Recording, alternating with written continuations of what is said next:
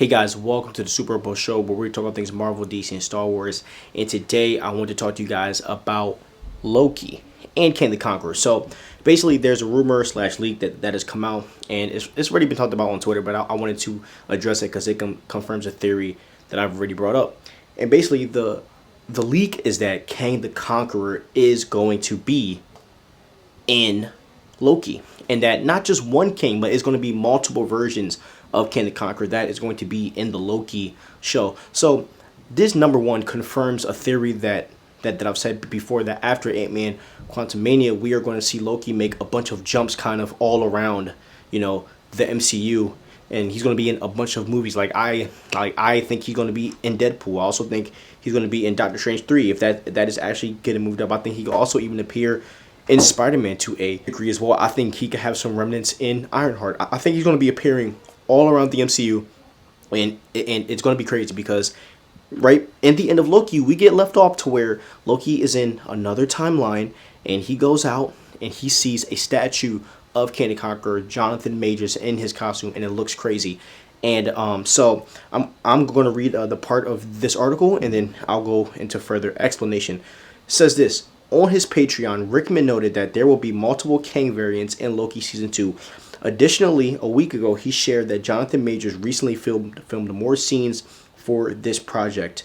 And then I'm going to read these excerpts for you. Jonathon Majors recently filmed more scenes as a variant of Kang for Loki. The season will have more time travel. Loki Season 2 will introduce a new concept called Time Loom. It is the source of the TVA power.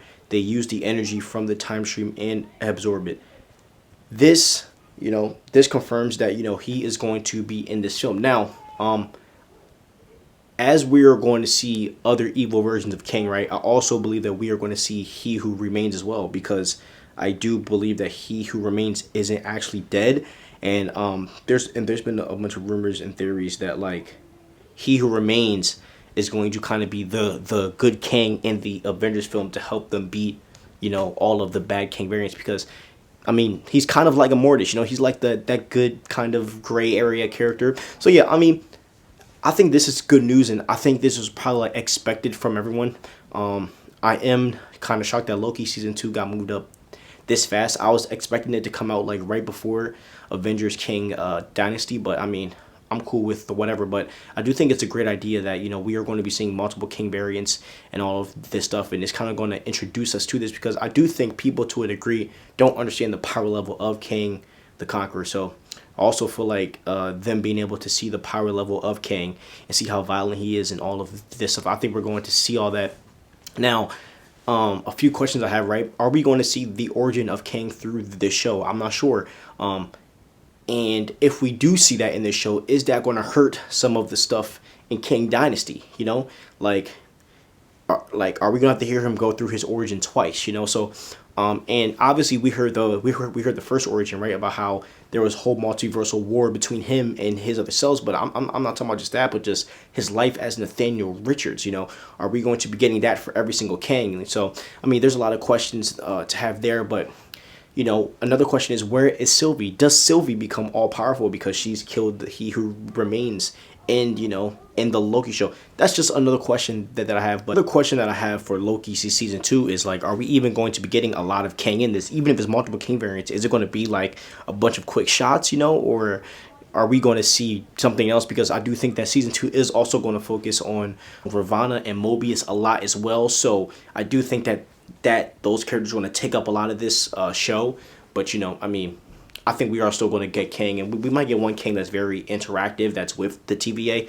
I also expect to see the origin of the TVA as well. I think that's also a big thing. But everything points back to that last scene in Loki, to where Owen Wilson's character Mobius comes in, and it seems like something is going on, some big war. So very excited to see what happens. But tell me what you guys think. Leave a comment below. Peace.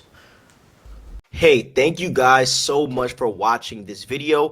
I just want to let you guys know a couple of things. We do have two other channels.